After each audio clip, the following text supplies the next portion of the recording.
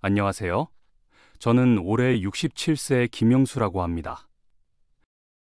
저는 3년 전 40년간 다니던 회사에서 은퇴하고 아들 민호와 며느리 수진, 그리고 손자 준서가 사는 집 근처로 이사를 했습니다. 아내는 10년 전 암으로 하늘나라로 떠났고 저는 혼자 지내는 것보다 아들 가족 가까이에서 지내는 게 좋을 것 같았습니다. 특히 손자 준서는 제게 새로운 삶의 기쁨을 가져다 주었습니다.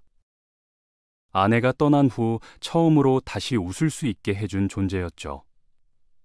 준서는 올해 6살이 됐습니다. 태어났을 때부터 제가 지켜봐온 아이죠. 첫 울음소리를 들었던 순간부터 첫 걸음마를 뗐을 때, 첫 말을 했을 때, 그 모든 순간이 제 기억 속에 생생합니다. 준서는 특히 저를 무척 따랐어요. 할아버지! 하고 달려와 안기는 그 작은 몸이 얼마나 따뜻했는지 모릅니다. 그 아이의 웃음소리는 마치 천상의 음악 같았습니다. 우리는 일주일에 서너 번은 만났습니다. 민호와 수진이 바쁠 때면 제가 준서를 학원에 데려다 주고 가끔은 주말에 함께 공원에 가기도 했습니다. 준서가 좋아하는 아이스크림을 사주고 그 행복한 미소를 보는 게 제 삶의 낙이었죠. 준서는 저에게 할아버지는 세상에서 제일 멋진 슈퍼히어로. 라고 말하곤 했어요. 그런 말을 들으면 가슴이 벅차올랐습니다. 모든 게 평화로웠습니다. 적어도 그 사고가 있기 전까지는요. 지난달 어느 날 저는 준서를 미술학원에 데려다 주기 위해 민호의 차를 운전하고 있었습니다. 아들 부부는 둘 다 출근해야 했고 준서의 학원은 제가 맡기로 했죠. 평소처럼 운전하다가 신호등 앞에서 정차했는데 뒷차가 브레이크를 제대로 밟지 못해 저희 차를 살짝 받았습니다. 다행히 경미한 접촉사고였고 준서도 저도 다치지 않았습니다. 준서는 오히려 이거 범퍼카 같다라며 신기해했습니다. 보험 처리를 위해 블랙박스 영상을 확인해야 했습니다. 집에 돌아와 민호에게 사고 사실을 알리고 저는 혼자 차 안에서 블랙박스를 확인했습니다. 사고 영상을 찾기 위해 녹화된 파일들을 하나씩 살펴보는데 문득 한 장면에서 이상한 소리가 들려왔습니다. 수진이었습니다. 제 며느리가 낯선 남자와 함께 차 안에 있었어요. 처음에는 단순한 만남인가 싶었는데 대화 내용이 귀에 들어왔습니다. 오빠, 정말 보고 싶었어. 나도 당신 남편 출장 간 동안 좀 더 자주 만날 수 있을 것 같아. 그래도 우리 이제 조심해야 해요. 시아버지도 있고. 낯선 남자의 목소리와 며느리 수진이의 목소리가 블랙박스에 선명하게 녹음되어 있었습니다. 곧이어 화면은 모텔로 들어가는 장면을 담고 있었습니다. 수진은 주변을 살피며 조심스럽게 걸음을 옮겼고 남자는 그녀의 허리를 감싸 안았습니다. 모텔 입구에서 수진이 고개를 돌려 주변을 한 번 더 확인하는 모습까지 선명했습니다. 날짜를 확인해 보니 한 달 전이었고 민호가 출장을 간 시기와 정확히 일치했습니다. 그 순간 저는 숨이 멎는 것 같았습니다. 심장이 빠르게 뛰고 손이 떨려왔습니다. 그 순간 저는 어떻게 해야 할지 몰랐습니다. 마치 눈앞이 캄캄해지는 것 같았습니다. 머릿속에 수많은 생각이 스쳐 지나갔습니다.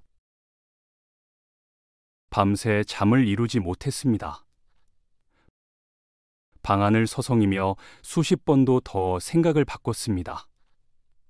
민호에게 말해야 한다는 생각이 들다가도 증거가 부족하다는 생각이 들었습니다.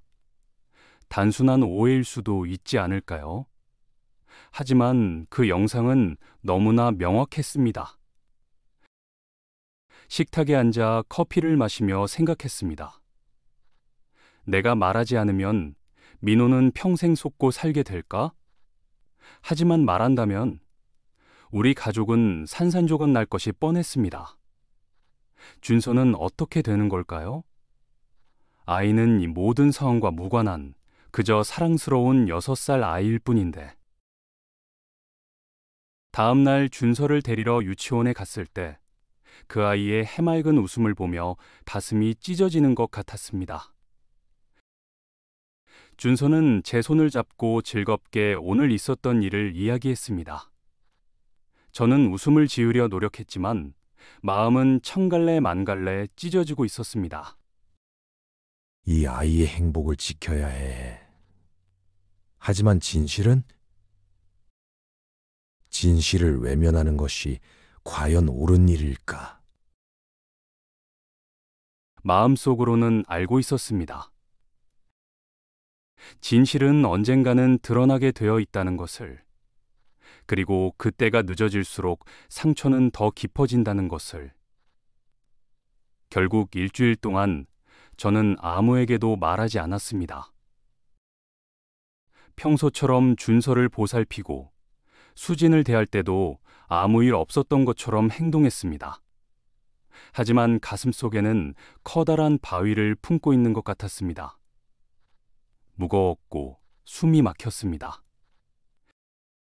식사도 제대로 넘어가지 않았고 밤에는 악몽에 시달렸습니다. 특히 준서가 할아버지 사랑해요 라고 말할 때마다 가슴이 무너져 내렸습니다. 눈물이 나올 것 같아 화장실에 가서 얼굴을 씻곤 했어요. 수진이 저를 볼 때마다 저는 그녀의 눈을 똑바로 보지 못했습니다. 혹시 그녀가 눈치챘을까 두려웠습니다. 아버님, 요즘 안색이 안 좋으세요. 괜찮으세요? 라고 며느리 수진이가 물었습니다. 그 순간 제 심장은 빠르게 뛰었고 말을 더듬었습니다. 아니, 그냥 좀 피곤한가 봐. 나이가 드니까 쉽게 피곤해지네. 하지만 진실은 결국 밝혀져야 했습니다.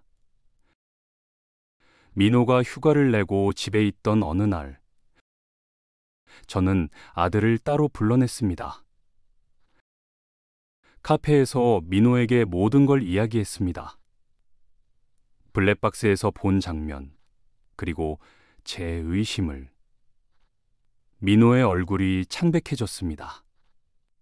처음에는 믿지 않으려 했지만 제가 영상을 보여주자 말없이 앉아 있었습니다. 그의 손이 떨리고 있었습니다.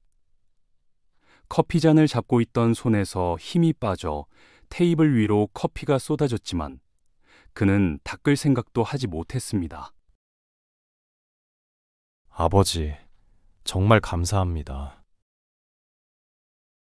오랜 침묵 끝에 민호가 말했습니다. 그의 목소리는 제가 한 번도 들어본 적 없는 너무나 차가운 음성이었습니다. 하지만 이제 제가 알아서 처리하겠습니다. 아버지는 더 이상 이 일에 신경 쓰지 마세요. 준서는 어떡하지요? 민호가 중얼거렸습니다. 그 말에 저도 가슴이 찢어졌습니다. 그날 밤 집에서 큰 소리가 났습니다. 민호와 수진이 격렬하게 다투고 있었습니다. 준서는 놀라서 울고 있었고 제가 아이를 데리고 나가 근처 놀이터에 가 있었습니다. 추운 날씨였지만 집안의 분위기보다는 나았습니다. 할아버지, 엄마랑 아빠가 왜 싸워요? 어른들의 일이란다, 준서야. 걱정하지 마. 곧 괜찮아질 거야. 하지만 저 자신도 그 말을 믿지 못했습니다. 아이에게 거짓말을 하는 것 같아 괴로웠습니다. 집으로 돌아갔을 때 수지는 눈이 붓도록 울고 있었고 민호는 침실 문을 걸어 잠그고 나오지 않았습니다. 수지는 처음에는 모든 것을 부인했습니다. 그저 친구일 뿐이라고, 아무 일도 없었다고 주장했죠.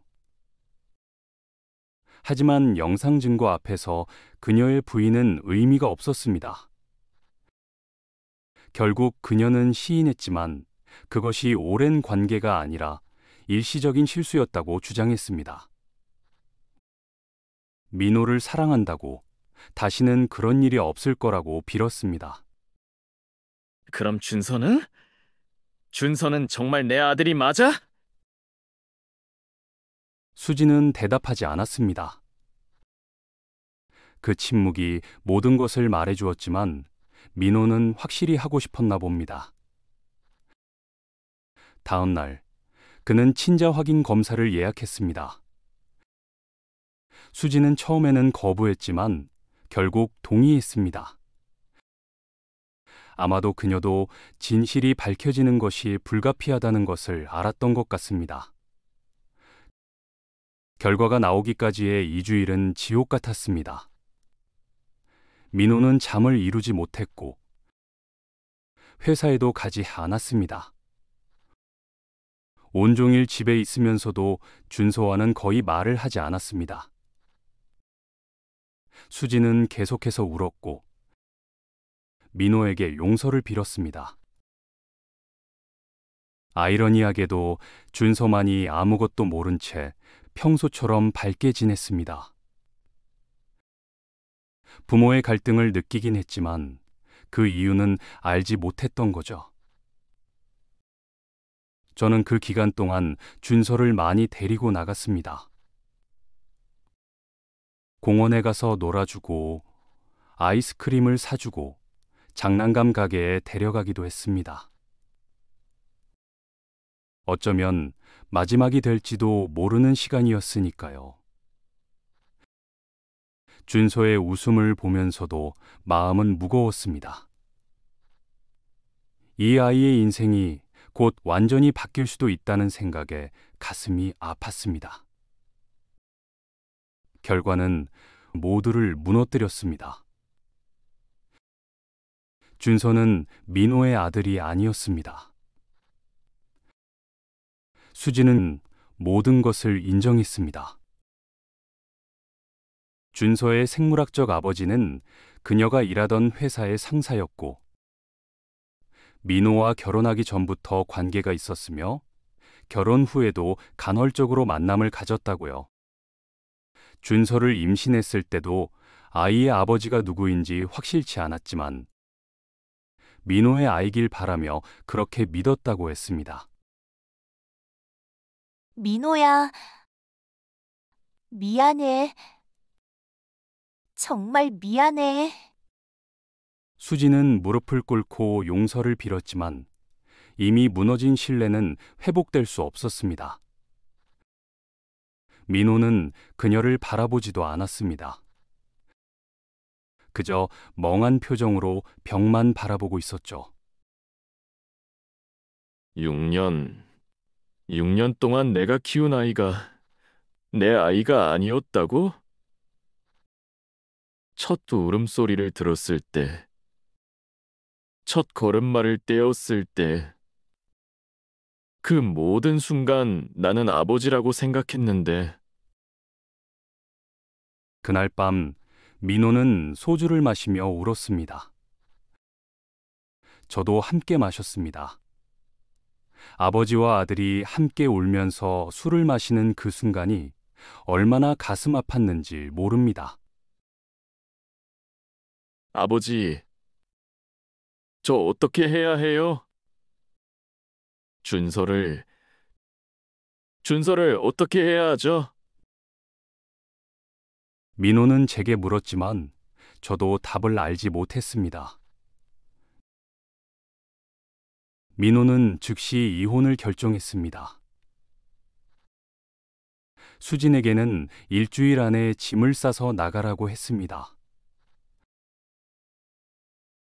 법적 절차가 시작됐고 가장 큰 문제는 준서의 양육권이었습니다. 법적으로 민호는 준서의 아버지가 아니었지만 6년간 아버지로서 준서를 키워왔습니다. 그동안의 애정과 양육, 그리고 가족 관계가 한순간에 무너질 수는 없었습니다.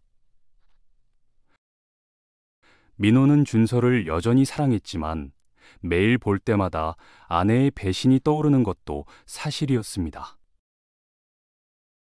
준서의 얼굴에서 수진의 모습이 보였고 때로는 그 낯선 남자의 모습이 겹쳐 보이기도 했습니다. 그럼에도 민호는 준서를 품에 안을 때면 그 모든 것을 잊고 아버지의 마음으로 돌아왔습니다. 저도 답을 알지 못했습니다. 준서는 제 친손자가 아니었지만 그 아이를 향한 제 사랑은 변함이 없었거든요. 사랑은 피보다 진한 것일까요? 저는 그렇게 믿고 싶었지만 현실은 냉혹했습니다. 법정에서의 싸움이 이어졌습니다. 수진은 준서의 생물학적 아버지를 찾아갔지만 그 남자는 책임을 지려 하지 않았습니다. 이미 다른 가정이 있었고 수진과의 관계는 그저 일시적인 것이었다고 주장했습니다. 준서에게는 또 한 번의 상처였습니다. 결국 법원은 준서의 양육권을 수진에게 주었습니다. 민호에게는 면접 교섭권이 주어졌지만 그는 당분간 준서를 만나지 않기로 했습니다. 너무 아팠기 때문입니다. 하지만 적지 않은 양육비를 지급하겠다고 했습니다. 아이에 대한 사랑과 책임감이 여전히 남아 있었기 때문이죠. 아니요, 아버지. 전혀 괜찮지 않아요. 하지만 살아야죠. 어떻게든. 민호의 눈빛은 공허했습니다. 마치 영혼의 일부를 잃어버린 듯 했습니다. 그는 이혼 후 곧바로 해외 발령을 자원했습니다. 한국을 떠나 새로운 시작을 하고 싶었나 봅니다. 아마도 이곳에 있으면 준서와 수진에 대한 기억이 그를 계속 괴롭힐 것이라 생각했겠지요. 준서와 작별하는 날, 저는 아이를 꼭 안아주었습니다. 준서는 왜 모두가 슬퍼하는지, 왜 아빠와 헤어져야 하는지 이해하지 못했습니다. 아직 너무 어렸으니까요. 할아버지, 왜 울어요? 할아버지는 준서가 너무 사랑스러워서 그래. 저는 간신히 대답했습니다. 목이 메어 제대로 말을 할 수 없었습니다. 저도 할아버지 사랑해요. 곧 또 볼 거죠? 준서의 맑은 눈동자를 보며 저는 고개를 끄덕였습니다. 하지만 그것이 마지막이 될 것임을 알고 있었습니다. 민호가 떠나면 저도 그를 따라 이사를 할 계획이었으니까요. 그럼 준서야, 할아버지가 꼭 보러 갈게. 거짓말이었지만 그 순간만큼은 아이에게 희망을 주고 싶었습니다. 할아버지, 울지 마요. 슈퍼히어로는 울면 안 돼요. 그 말에 저는 더욱 눈물이 났지만 억지로 웃어 보였습니다. 수진과 준서는 다른 도시로 이사했습니다. 수진의 부모님이 살고 계신 곳으로요. 민호는 싱가포르 지사로 발령받아 떠났고 저는 다시 혼자가 되었습니다. 아들도 손자도 없는 집은 너무나 적막했습니다. 준서의 장난감들, 그의 그림들이 아직 집안 여기저기 남아 있었지만 그것들을 치울 용기가 나지 않았습니다. 마치 준서의 흔적을 지우는 것 같아서요. 한 달이 지나고 2달이 지났습니다. 민호는 가끔 전화를 했지만 준서 이야기는 하지 않았습니다. 그저 일과 현지 생활에 대해서만 이야기했죠. 그러나 그의 목소리에서 여전히 슬픔이 느껴졌습니다. 아마도 준서를 많이 그리워할 것입니다. 피는 물보다 진하다고 하지만 6년 동안의 아버지로서의 사랑은 그 어떤 혈연보다 더 강했을 테니까요. 준서의 생일날, 저는 용기를 내어 수진에게 연락했습니다. 처음에는 망설였지만 그래도 전화기를 들었습니다. 준서와 잠시라도 통화할 수 있냐고 물었죠. 놀랍게도 수진은 흔쾌히 허락했습니다. 아버님, 준서가 할아버지를 많이 그리워해요. 매일 할아버지 언제 오냐고 물어봐요. 할아버지? 보고 싶어요. 그 목소리에 저는 또다시 눈물을 참을 수 없었습니다. 피는 물보다 진하다고 하지만 때로는 사랑이 피보다 더 강하다는 것을 알게 되었습니다. 준서는 제 피가 아니었지만 제 마음속에는 여전히 손자였습니다. 할아버지도 준서가 많이 보고 싶었어. 잘 지내고 있니? 네. 엄마랑 외할머니, 외할아버지랑 같이 살아요. 근데 아빠는 언제 와요? 아빠도 보고 싶어요. 질문에 대답하기가 너무 어려웠습니다. 아이에게 어떻게 설명해야 할까요? 어떻게 그의 세계가 완전히 바뀌었는지, 그리고 왜 그랬는지를. 수진이 전화를 받아 준서에게 나중에 설명해 주겠다고 했습니다. 그 통화 이후 저는 결심했습니다. 민호와 상의한 후 저는 한 달에 한 번 준서를 만나기로 했습니다. 민호는 처음에는 반대했지만 결국 이해해 주었습니다. 아버지가 행복하시다면 그렇게 하세요 라고 말했죠. 이제 저는 한 달에 한 번 준서를 만납니다. 수지는 제가 준서를 보는 것을 허락해 주었고 그것만으로도 감사합니다. 다른 도시까지 기차를 타고 가는 것이 쉽지는 않지만 준서의 미소를 볼 수 있다면 그 어떤 여정도 견딜 수 있습니다. 준서는 여전히 저를 할아버지라고 부릅니다. 가끔 민호에 대해 물어보지만 저는 최대한 조심스럽게 대답합니다. 아빠는 지금 멀리 일하러 갔단다. 하지만 준서를 많이 사랑해. 그것이 거짓말은 아니니까요. 민호는 여전히 준서를 사랑합니다. 다만 그 사랑이 너무 아파서 표현하지 못할 뿐입니다. 민호는 아직 준서를 만나지 못하고 있지만 언젠가는 그도 마음의 상처가 아물고 준서를 다시 만날 수 있기를 바랍니다. 시간이 약이라고 하지요.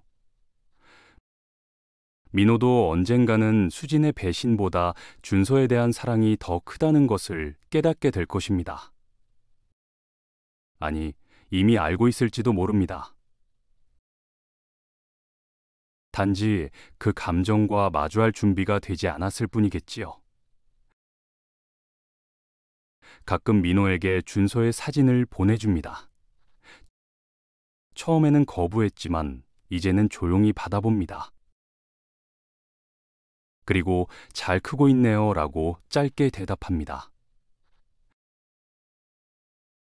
그 짧은 말 속에 얼마나 많은 감정이 담겨 있는지 아버지인 저는 압니다.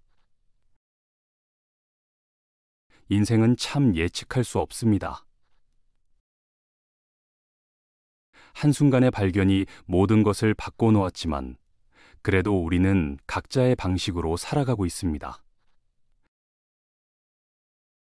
민호는 새로운 시작을 찾았고 수지는 자신의 잘못을 인정하며 준서를 키우고 있습니다. 그리고 저는 준서의 웃는 얼굴을 볼 때마다 행복합니다. 비록 우리가 피로 이어진 가족은 아니지만 마음으로 이어진 가족이라고 생각합니다. 여기까지가 제 이야기입니다. 때로는 진실이 우리를 아프게 하지만 그 아픔을 통해 우리는 더 성장하는 것 같습니다. 저는 이제 과거에 연연하지 않고 준서가 행복하게 자라는 모습을 지켜보는 것에 감사하며 살고 있습니다. 저에게 준서는 여전히 손자입니다. 피가 연결되어 있지 않다고 해서 그 사랑이 줄어들지는 않았으니까요. 어쩌면 그것이 진정한 가족의 의미가 아닐까 생각합니다. 피보다 더 진한 것은 함께 나눈 추억과 서로에 대한 사랑입니다. 준서와 나눈 모든 순간들, 그 작은 손이 내 손을 잡았던 따스함, 그 해맑은 웃음소리, 그 어떤 친자 확인 검사도 그 순간들의 진실성을 부정할 수 없습니다. 저의 여정은 아직 끝나지 않았습니다. 앞으로도 준서를 지켜보며 민호의 상처가 치유되기를 기다리며 우리 가족이 어떤 형태로든 다시 연결되기를 바라고 있습니다. 그때까지 저는 준서에게 할아버지로 남을 것입니다. 피가 아닌 마음으로 이어진 진짜 할아버지로요. 감사합니다. 구독과 좋아요는 힘이 됩니다.